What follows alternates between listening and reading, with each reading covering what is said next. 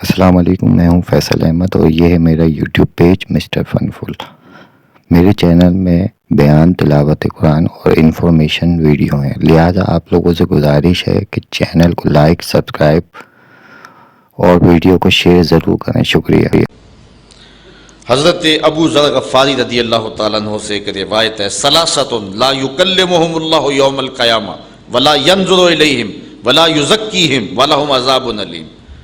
تین لوگ ایسے ہیں قیامت کے دن اللہ ان سے کلام ہی نہیں فرمائے گا، انہیں پاک بھی نہیں کرے گا، ان کی طرف دیکھے گا بھی نہیں، وَلَهُمْ عَذَابٌ علیم، اور ان کے لیے عذاب بھی بڑا سخت ہوگا۔ نہ اللہ ان سے کلام کرے گا، نہ انہیں پاک کرے گا، اور نہ ان کی طرف نظر رحمت کرے گا۔ وہ تین شخص کون ہیں؟ المسبل ازارہ، جو تکبر کی وجہ سے اپنی شلوار کو ٹخنوں سے نیچے لٹکاتا ہے، پہلا شخص ہو۔ دوسرا شخص والمنان الذی لا یؤتی شیئا الا منہ، وہ شخص جو کسی کو نہیں دیتا، اگر دیتا ہے تو جتلاتا ہے، جو خیرات دے کے، صدقہ دے کے، زکوٰۃ دے کے، مال دے کے، کوئی دان کر کے، احسان کر کے بعد میں جتلاتا ہے۔ اللہ تعالیٰ جل شانہ قیامت کے دن اس کو پاک کرنا، اس پہ رحمت کی نظر کرنا، اس سے کلام کرنا گوارا نہیں فرمائے گا۔ اور تیسرا شخص والمنفق سلعتہ بالحلف الکاذب، وہ شخص کہ جو جھوٹی قسمیں کھا کے کماتا ہے اور پھر اس کا صدقہ کرتا ہے، اس کی خیرات کرتا ہے، وہ خیرات کرنے والا شخص جو ہے وہ قیامت کے دن اللہ تعالیٰ جل شانہ اس پر نظر رحمت نہیں فرمائے گا۔ اور اس طرح حضرت ابو ہریرہ نے حضور سے تین اور اشخاص کے بارے میں یہی بات سنی ہے، ثلاثۃ لا یکلمہم اللہ یوم القیامہ ولا یزکیہم ولا ینظر الیہم ولہم عذاب علیم۔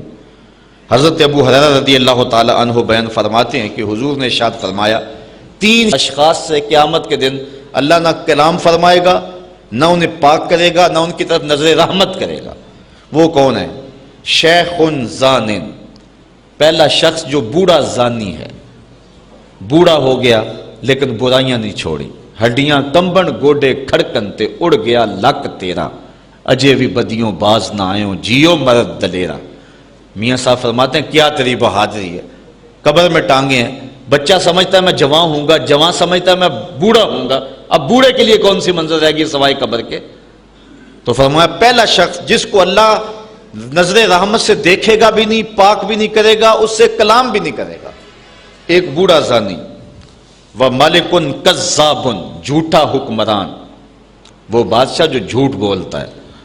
وَعَائِلٌ مُسْتَكْبِرٌ، اور تیسرا جو شخص غریب ہے اور اس کے باوجود تکبر کرتا ہے۔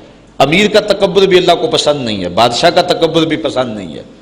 قیامت کے دن اللہ تعالیٰ سب سے پہلا جو ہے ارشاد ہی فرمائے گا، جب اسرائیل سور پھونکیں گے، سارے لوگ مر جائیں گے، موت کی آغوش میں چلے جائیں گے، تو پھر اللہ تعالیٰ خطاب فرمائے گا، این المتکبرون، تکبر کرنے والے کہاں ہیں؟ کوئی نہیں اٹھے گا۔ پھر فرمائے گا این الملوک، بادشاہ کہاں ہیں؟